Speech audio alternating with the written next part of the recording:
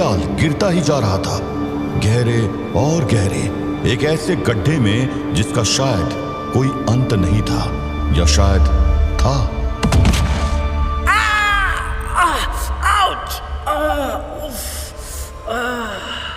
कई घंटों तक गिरने के बाद बेलियाल का जिस्म कई टप्पे खाकर रुक गया। फाइनली ये फ्री फॉल तो खत्म हुई। लगता है बहुत सारी हड्डियां टूट गई हैं। इतनी ऊंचाई से कोई गिरता तो 100% मारा जाता, लेकिन बेलियाल एक शैतान था। वो घायल तो हुआ था, मगर अभी भी उसके अंदर बहुत जान बाकी थी। बहुत चोट आई है। लगता है सारी हड्डियां टूट गई हैं, लेकिन अभी तक मैं जिंदा हूं, और जब तक मैं जिंदा हूं अपने मिशन को पूरा करके रहूंगा। मैं मास्टर लूसीफर को निराश नहीं करूंगा। बेलियाल ने अपने घमंड भरे दिमाग को शांत करने की कोशिश की, लेकिन उसका शरीर अब भी थरथरा रहा था। उसके हर अंग में जलन हो रही थी, हर सांस दर्द के समंदर से गुजरती हुई लग रही थी, लेकिन फिर भी उसने अपने घायल पैरों को जबरदस्ती जमीन पर रखा और आगे बढ़ने लगा। ये जगह कहाँ आया हूं मैं? कोई लाइट तक नहीं, बस डार्कनेस, वो भी इतनी ज्यादा कि मुझे भी कुछ साफ दिखाई नहीं दे रहा, जबकि I am able to see in the dark. Belial लड़खड़ाता हुआ आगे बढ़ने लगा। उसके आसपास सिर्फ अंधेरा था, लेकिन वो अंधेरा सिर्फ रोशनी की कमी के कारण नहीं था। वो उसकी आत्मा को चुभने वाला एक रहस्यमयी भयानक अंधेरा था। ये हवा, ये अजीब सी खुशबू, खून। बेलियाल ने अभी बस कुछ ही कदम आगे बढ़ाए थे कि उसे अपने पैरों के नीचे कुछ फील हुआ। क्या है ये? कोई मैदान? उसने जमीन पर नजर डाली, लेकिन जो उसने देखा उसे देखकर बेलियाल जैसे शैतान की भी रूह कांप गई। उसके चारों तरफ कांटों का जंगल था, एक ऐसा जंगल जिसमें हर तरफ दिखाई दे रही थी कांटों के गहरे जाल की तरह फैली हुई बेलें। कांटों का जंगल, ये कैसी जगह है? इतना खतरनाक तो हेल भी नहीं लगता जितनी डरावनी ये जगह है। अचानक उसके चारों तरफ वो कांटे वाली बेलें जमीन से जैसे जीवित होकर उठने लगी। वहां फैली हर बेल के हर कांटे में जहर भरा हुआ था, और हर कांटा जैसे उसके खून का प्यासा हो चुका था। बेलियाल कुछ समझ पाता उससे पहले ही वो भागती दौड़ती उन बेलों के बीच फंस चुका था। इनमें तो जहर भरा हुआ है। बेलियाल उन बेलों की पकड़ से बाहर निकलने की कोशिश में आगे बढ़ने लगा, मगर जैसे जैसे बेलियाल ने आगे कदम रखा, वो बेलें ज्यादा गहरी होती गई, और हर कदम पर नए कांटे उसके जिस्म में घुसने लगे। ये कांटे मुझे आगे नहीं बढ़ने दे रहे। नहीं नहीं नहीं नहीं नहीं नहीं, ये मुझे रोक नहीं सकते। मैं इस पूरे जंगल को तबाह कर दूंगा। I will destroy everything! बेलियाल ने अपनी तलवार निकाली। वो खून के भूखे कांटों से लड़ने को तैयार था। Come on, अब देखो बेलियाल किस आफत का नाम है। या! बेलियाल ने अपनी तलवार से कांटों का वो जाल चीरना शुरू कर दिया। हर वार पर बेलें चीख रही थी, चिल्ला रही थी, लेकिन क्या ये बेलें फिर से उग रही हैं? हर बार जब बेलियाल का तलवार का वार बेलों को चीरकर बीच से हटा देता, वहीं बेलें फिर से उग जाती, और उसके हर वार के साथ वो पहले से भी ज्यादा गहरी और तीखी हो रही थी। बेलियाल जितना ज्यादा खुद को आजाद करने की कोशिश करता, उतनी ही ज्यादा बेलें उसके शरीर को लपेट लेती, और कांटा उसके मांस में चुभता जा रहा था। क्या हो रहा है? ये बेलें, इन्हें हराना इम्पॉसिबल है। बेलियाल की आंखों के सामने सब कुछ लाल हो चुका था। खून से सनी हुई उसकी आंखें अब पिछले जन्मों के पापों को बाहर उठा रही थी। कांटों का ये जंगल सिर्फ एक शैतान के शरीर को नहीं, उसके ईगो को भी तोड़ रहा था। नहीं नहीं, ये सिर्फ मेरे शरीर को तोड़ सकती है, मेरे इरादों को नहीं। लेकिन बेलियाल जितना ज्यादा शक्ति लगाता, उतनी ही गहरी वो बेले होती जाती। अब हर कांटा उसके अंदर तक घुस चुका था।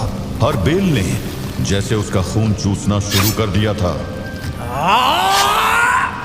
हर कदम पे बेलियाल के शरीर से खून टपक रहा था। उसकी तलवार अब धीरे धीरे उसका साथ छोड़ रही थी, जैसे कि उस जंगल ने उसके हौसले को भी जकड़ लिया हो। ये कांटे मुझे जिंदा। बेलियाल अब हर तरफ से फंसा हुआ था। उसका शरीर थक कर टूट चुका था, लेकिन उसका मन अब भी जिंदा था। अब भी उसके अंदर एक आखिरी चिंगारी बाकी थी। नहीं नहीं, अभी नहीं, मैं हार नहीं मान सकता। लेकिन अब ये बेलें उसका अंतिम सांस लेने को तैयार थी। बेलियाल को समझ नहीं आ रहा था कि इस भयानक जाल से कैसे निकला जाए, और उसकी हिम्मत लगभग जवाब दे चुकी थी। वो अकेले पड़ चुका था और उसकी मदद करने वाला भी वहां कोई नहीं था, क्योंकि तिलिस्म रेगिस्तान में उठे उस तूफान के कारण साधु का मानस रूप बेलियाल को गिरते देख नहीं पाया था। बेलियाल को हम देख नहीं पा रहे हैं, इसका सीधा सा अर्थ है कि वो तिलिस्म के किसी ऐसे भाग में पहुंच चुका है जो कहीं गहरे में बना है। हमें उसे ढूंढना होगा, कैसे भी करके ढूंढना होगा। साधु महाराज उसे ढूंढने की कोशिश कर रहे थे, लेकिन बेलियाल तिलिस्म में इतना गहरा फंस चुका था कि उसका पता इतनी आसानी से लगाना मुश्किल था, और बेलियाल के पास समय बिल्कुल भी नहीं था। वैसे समय तो ड्रैकुला के पास भी नहीं था, मगर फिलहाल उसका ध्यान अभी भी चुप बैठे एनकिडू पर था। ज़ीनत का यह कहना है कि अब वो एक फाइनल फाइट के लिए वेट करेंगे। इस बात का प्रूफ है कि हम गिलगामेश के सबकॉन्शियस के बहुत पास है। बस अब जल्दी से एनकिडू को लेकर आगे बढ़ना होगा। मगर ये एनकिडू को आखिर हुआ क्या है? इतना सब कुछ हो गया, मगर वो अभी भी वैसा ही बैठा है। मुझे चेक करना चाहिए कि आखिर मैटर क्या है। ड्रैकुला एनकिडू की ओर बढ़ चला और उसके पास पहुंचकर उसने एनकिडू के कंधे पर अपना हाथ रखा। एनकिडू उठो, हमें गिलगामेश को बचाना है। जवाब में एनकिडू ने बस एक बार मुड़कर ड्रैकुला की ओर देखा और फिर चुपचाप सामने देखने लगा। क्या हो गया है एनकिडू? तुम इतने लॉस्ट क्यों लग रहे हो? आखिर उस मिरर में तुमने क्या देख लिया? एक बार फिर ड्रैकुला की बात के जवाब में एनकिडू ने उसकी ओर देखा और फिर सामने देखते हुए बैठा रहा। एनकिडू, मैं नहीं जानता कि तुमने क्या देखा, बट ये बात अच्छे से याद रखो। वो मिरर इमेज बस एक ओपिनियन है, एक छवि जो गिलगामेश के मन में तुम्हारी है, मगर वो इमेज तुम नहीं हो। वो तुम्हें डिफाइन नहीं करती। एनकिडू अभी भी चुपचाप बैठा था, मानो उसे कुछ सुनाई भी नहीं दे रहा हो। देखो दोस्त, इस तरह बैठे रहने से कुछ नहीं होगा। Get up. जो कुछ भी तुमने देखा है उसके लिए गिलगामेश से ही सवाल कर लेना, पर अभी हमें चलना होगा। तुम ये मत भूलो कि हम अभी भी गिलगामेश के दिमाग के अंदर है। उठो, अपने आप को गिलगामेश के दिमाग के अंधेरों में मत खोने दो। You are not what he thinks you are, you are what you feel you are. उठो दोस्त, लेट्स गो। एनकिडू ने ड्रैकुला की ओर देखा। उसकी आंखों में आंसू थे और उसने हल्की आवाज में सवाल किया, क्या तुम मुझे दोस्त मानते हो ड्रैकुला? देखो एनकिडू, मैं तुमसे सच बोलूंगा। मैं एक मॉन्स्टर हूँ। 400 सालों से मैं अकेला जी रहा हूँ। मैं किसी से दोस्ती नहीं करता। जानते हो क्यों? क्योंकि मैंने हर इंसान के अंदर अपने जैसा एक मॉन्स्टर देखा है। लेकिन फिर मुझे अनीता मिली। लाइफ में पहली बार मुझे एक इंसान पर ट्रस्ट हुआ, मगर उसके अलावा मैं इंसानों पर आज भी ट्रस्ट नहीं करता। बट ये बात सच है कि मैं तुम पर ट्रस्ट करने लगा हूँ, और उसका एक रीजन है। क्या? मैंने तुम्हारे दिमाग को अंदर से देखा है। तुम इंसानों से अलग हो। तुम्हारे मन में कोई मैलिस नहीं है। इसलिए हाँ दोस्त, ये मॉन्स्टर तुम्हें दोस्त मानता है। अब उठो, क्योंकि ये दोस्त तुम्हें यहाँ छोड़कर नहीं जाएगा। ड्रैकुला के वो शब्द एनकिडू के अंदर एक उम्मीद भर गए। वो उठ खड़ा हुआ, लेकिन तभी वो चौंक गया। वो क्या है? ड्रैकुला तुरंत एनकिडू के बताए डायरेक्शन में पलटा। सामने का नजारा बहुत अजीब था। ड्रैकुला कुछ देर उसे देखता रहा और फिर उसने जो बताया उसे सुनकर एनकिडू शॉक्ड रह गया। हमें जल्दी चलना होगा दोस्त, टाइम बहुत कम है। मगर वो है क्या? वो गिलगमेश का दिमाग है और वो बिखर रहा है। अगर हमने जल्द ही उसके सबकॉन्शियस को ढूंढकर सीनत के ट्रैप से आजाद नहीं किया तो गिलगमेश का दिमाग पूरी तरह से बर्बाद हो जाएगा। वी हैव टू हरी, कम।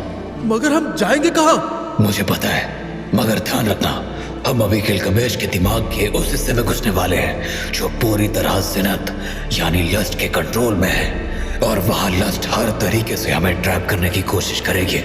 अब चलो।